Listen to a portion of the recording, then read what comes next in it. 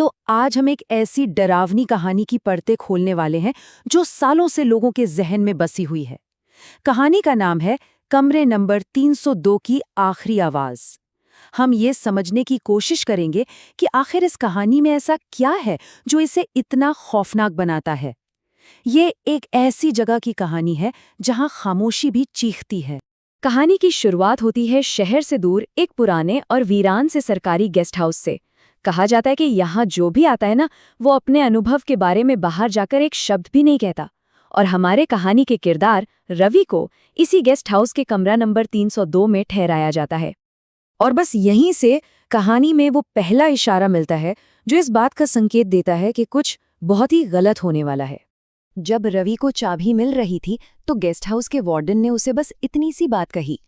ये कोई सलाह नहीं थी, साफ साफ एक चेतावनी थी जिसके पीछे एक डर छिपा था। पर रवि ने इसे बस एक पुरानी इमारत से जुड़ी अफवाह मानकर नजरअंदाज कर दिया। तो फिर आता है वो पल जब रात का वो गहरा सन्नाटा एक अनचाही अनसुनी दस्तक से टूट जाता है। ठीक आधी रात को अचानक पूरे गेस्ट हाउस की बिजली चली जाती है और तभी बंद कमरे का तापमान गिरने लगता है। एक बर्फीली सी हवा रवि को छूकर गुजरती है। अब माहौल में ना एक अजीब सी बेचैनी घुल चुकी थी। और तभी दरवाजे पर एक बहुत ही हल्की सी दस्तक होती है। कुछ पल की खामोशी के बाद दस्तक दोबारा होती है, इस बार थोड़ी और जोर से। और फिर लगातार 3 बार, एक ऐसी लय में मानो दरवाजे के उस पार जो भी है उसका सब्र अब जवाब दे रहा हो। रवि की नज़र अपनी घड़ी पर जाती है। वक्त था सुबह के 2:17। अचानक वार्डन की वो चेतावनी उसके दिमाग में बिजली की तरह कौंध जाती है। बाहर से एक औरत की कांपती हुई, दर्द में डूबी आवाज आती है। आवाज मदद के लिए पुकार रही थी, लेकिन रवि का दिल किसी अनहोनी के डर से बुरी तरह धड़कने लगा था। रवि हिम्मत जुटाता है और दरवाजे के झरोखे से बाहर झांकता है, लेकिन उसे जो दिखा उसने तो उसके डर को और भी बढ़ा दिया। बाहर कोई भी नहीं था, गलियारा बिल्कुल वीरान पड़ा था। इसके ठीक बाद जो होता है वो रवि के हर शक को एक खौफनाक हकीकत में बदल देता है। कहानी अब अपने सबसे डरावने मोड़ पर आ पहुंचती है।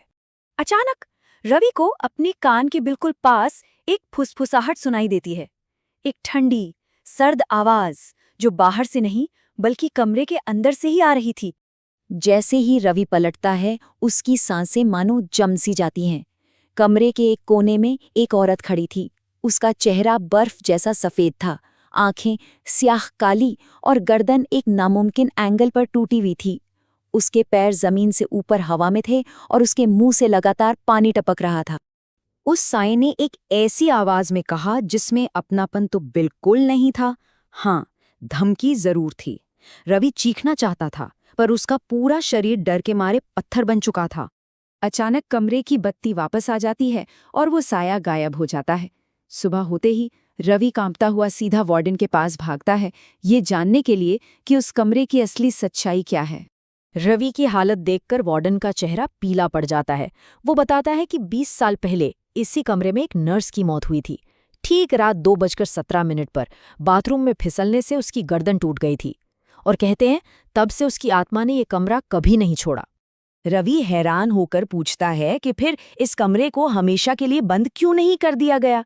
वार्डन की धीमी आवाज में एक भयानक राज छिपा था। वो कहता है कि ये कमरा अपनी मर्जी से अपना मेहमान चुनता है। रवि को लगा चलो अब शायद सब खत्म हो गया है, राज खुल चुका है। पर वो कितना गलत था। असल खौफ तो अब शुरू होने वाला था। ठीक उसी वक्त रवि को वार्डन के ठीक पीछे से वही बर्फीली आवाज सुनाई देती है। उसकी आंखें डर से फैल जाती हैं। वही औरत अब वार्डन के ठीक पीछे खड़ी थी। रवि दहशत में अपनी घड़ी की तरफ देखता है। वक्त जैसे वहीं का वहीं जम गया था। सुबह नहीं हुई थी, अभी भी रात के 2:17 ही हो रहे थे। वो दोनों उसी खौफनाक पल में कैद हो चुके थे। उस एक लम्हे के बाद रवि का क्या हुआ, ये आज तक कोई नहीं जान पाया। वो उस गेस्ट हाउस से कभी लौटकर बाहर नहीं आया। वो गेस्ट हाउस आज भी अपनी जगह पर है और उसका कमरा नंबर 302 हमेशा खाली रखा जाता है। लेकिन आसपास रहने वाले लोग कहते हैं कि हर रात ठीक 2:17 पर उसके बंद दरवाजे पर दस्तक की आवाज जरूर आती है। और ये कहानी हमें यहीं एक सवाल के साथ छोड़ जाती है। अगर रवि जा चुका है और कमरा हमेशा खाली रहता है, तो फिर हर रात वो दरवाज़ा खटखटाने वाला अब कौन है?